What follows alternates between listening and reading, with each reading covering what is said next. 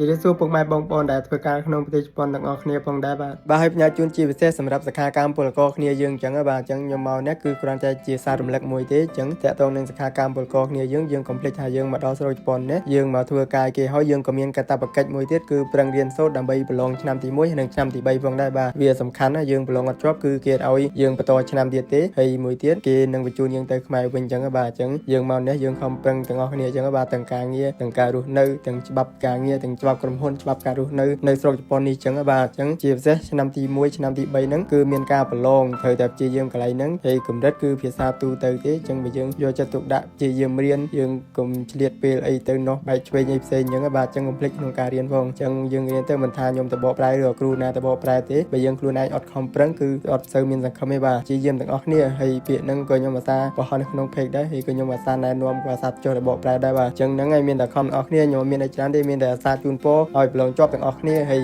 អាចធ្វើការល្អជួបតែការល្អនៅជប៉ុនទាំងអស់គ្នាបានបាទអញ្ចឹងកូនចៅមានការខ្វះខាតអីជួយណែនាំផងបាទ